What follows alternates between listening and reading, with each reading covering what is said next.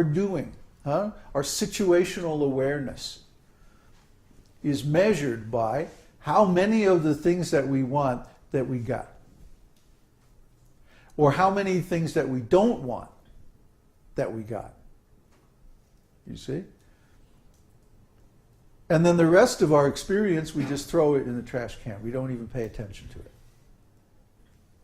And because of that, we miss the most important part of our experience, which is consciousness itself. Now, the interesting thing about consciousness is that when you are conscious of your consciousness, you automatically feel happy.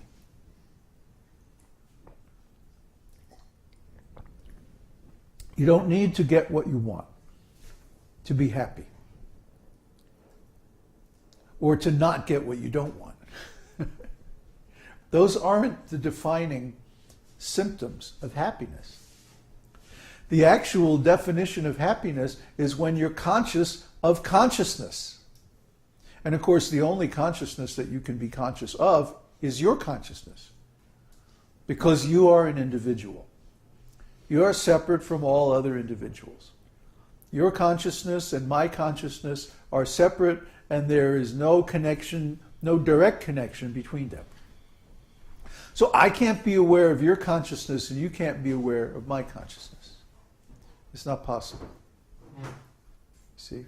You don't know what I'm thinking, and I don't know what you're thinking. I don't know what you're feeling. I only know what I'm feeling or thinking. So, because of this, we miss the point.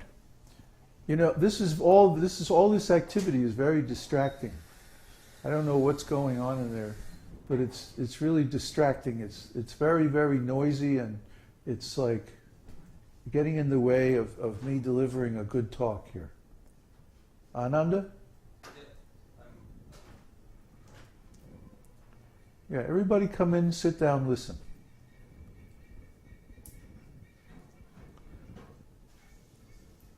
Ananda?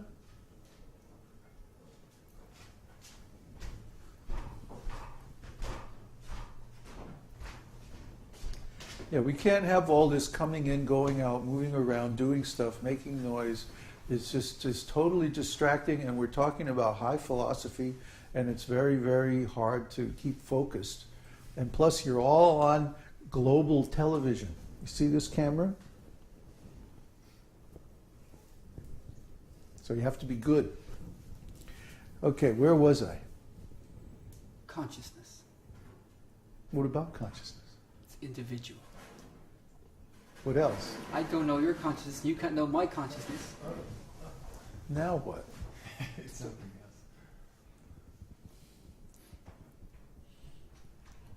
else. What's making that noise? Why are you closing the door? Oh, He's gardening. Aladino. So anyway, as soon as you start to talk about these things, there's always going to be some interruption. You can count on it. It's the modes of nature trying to come in and say, no, you're not allowed to know this. See? That's our conditioning. We're attracting these things because of our conditioning. We don't want to hear about it. We don't want to know about it. We want to push it far away. We don't want anybody to tell us these things, because then we're going to have to be responsible for it. If you take responsibility for your consciousness, then you have control over whether you're happy or not. But nobody wants this. Everybody wants to blame other people. Oh, he did this to me. Oh, she said this about me. Oh, this happened and that made me unhappy. It's all your fault. No, we don't accept that. Just complaining is not going to change the situation. Blaming others is not going to change the situation. The situation is that we are all experiencing the results of our previous activities, sometimes known as karma. Karma is there because in the material world there is cause and effect. Cause and effect means that I do something and then something else happens because of that. But they're separated in time. There's a separation between them. This happens today, and then next week or next month or next year, the result comes. So most of us are not intelligent enough to understand the link between the cause and the effect. But because we have to explain the meaning of our life to ourselves and to others, we make up the explanation that, oh, it's his fault, it's their fault. This happened to me, they did this to me. They made me feel like that, they made me do this, they made me do that. Jesus made me do it. Or whatever. This is all false. It's false because it is an imaginary explanation to obscure our unconsciousness. Unconsciousness is the same as ignorance. If I, let's say my arm falls asleep and I can't feel it, or you're sitting cross-legged for a long time and your legs fall asleep. You can't feel anything in it. And then you find you can't stand up. You can't control your legs because you can't feel anything. So if you go unconscious in a certain part of your body, then that part of your body is not under control. It's not available to you for use. You see? So if you go unconscious of your consciousness, then you can't control it. And you have no way of determining whether you're going to be happy or not happy. So probably what's going to happen is you're not going to be happy.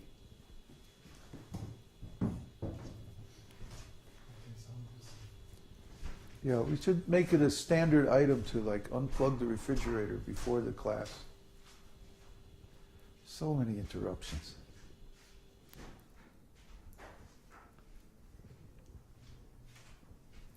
So where was I? Who can explain what I just said? Take the mic.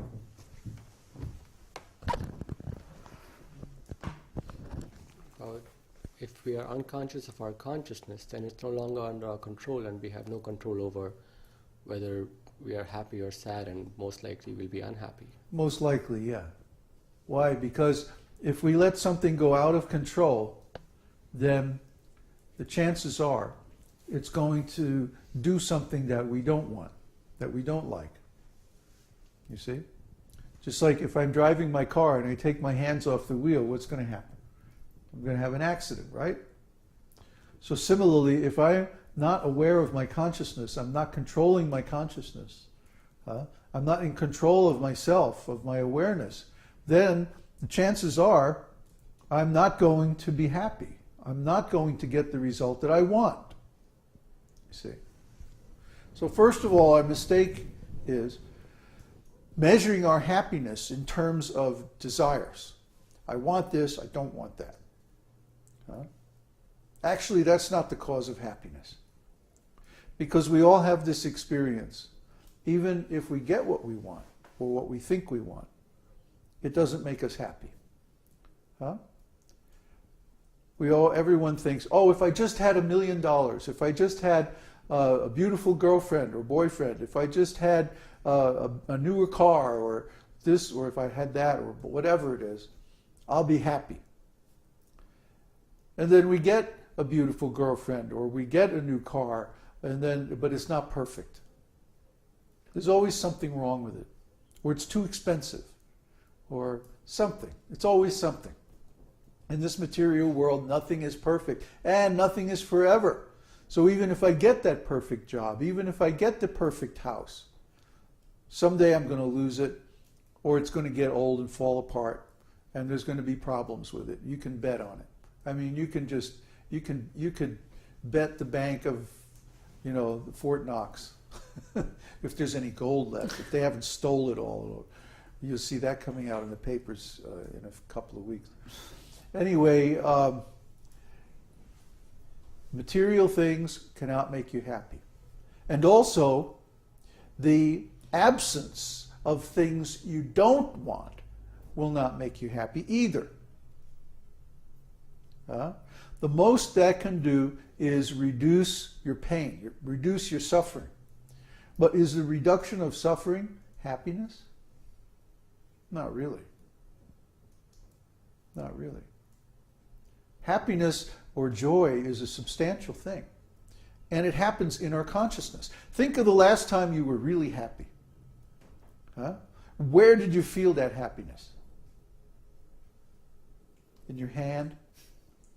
Huh? In your foot? In your nose? Huh? Where? In the heart. In the heart, yeah.